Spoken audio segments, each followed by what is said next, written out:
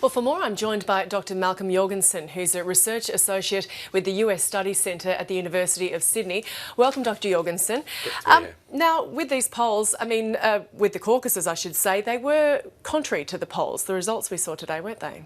Yes, it was almost a flipping of the results between Ted Cruz and Donald Trump. That is that Donald Trump was polling at 28% and Ted Cruz around 23%. In fact, Ted Cruz gains around 28% of the votes and Donald Trump 24%. The significance of that is that there's been this long-standing question of how real is this Trump phenomenon. It doesn't seem to fit with many of the indices of when you would think a candidate would be successful.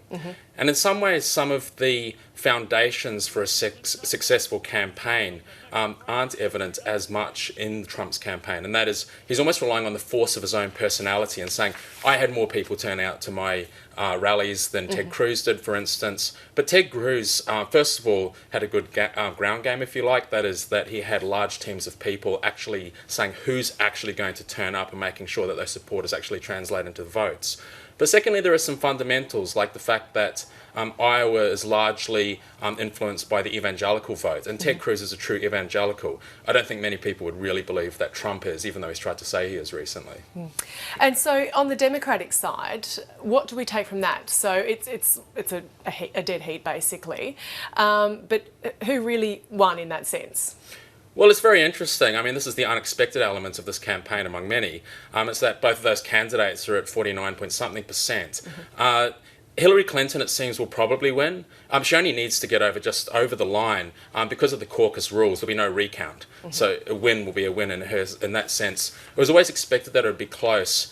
What this suggests is more a particular mood in the electorate. And this has become the year of the anti-establishment candidates, both Trump and Bernie Sanders. That's really what's going on, rather than something inherently against Hillary Clinton necessarily.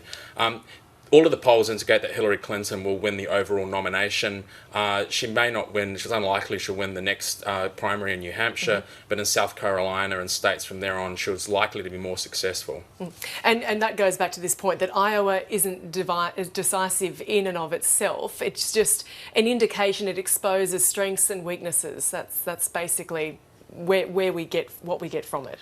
Yes, it's not a bellwether state typically. So in the last couple of election cycles, there have been, again, strong evangelical candidates have won. Rick Santorum in 2012 and also Mike Huckabee in 2008, who has today dropped out of this race altogether. And so it's more that it can launch a campaign. Someone like Jimmy Carter, when he ran for president in 1976, did so by showing a strong, unexpected result in Iowa. But it's not necessarily showing the mood of the country as a whole. And let's get back to this point you made about the anti-establishment candidates. I mean, what does that say about the mood for voters, who, of course, they don't have to vote in the US, but what does that say about that? Well, that's the really interesting thing about this year's campaign. So we've got these two, if you like, upstart candidates, Donald Trump for the Republicans, and we've got Bernie Sanders on the Democrat side, and both of them are challenging the establishment. You only need to look at some of the policies that they share. There are a limited number of policies where they actually converge. For instance, both of them have really criticised the way that campaigns are financed in the United States, this idea that there might be elites who control the whole system. And so Bernie Sanders has been against corporate money. Donald Trump has said, I'm self-funded, so I'm not beholden to anybody. They also, for instance, both disagree with the Trans-Pacific Partnership, this big deal that Australia is part of. That's always been seen as some of an elitist deal that may ruin the chances of blue-collar workers, for instance, they'll bear the brunt of that. Those kind of populist policies show that the electorate in some ways is trying to take back some ground. More generally, I think that there's a sense of disenfranchisement among the American electorate. That at the beginning of this election cycle, if you remember, many said that essentially the two candidates would be Clinton and Bush.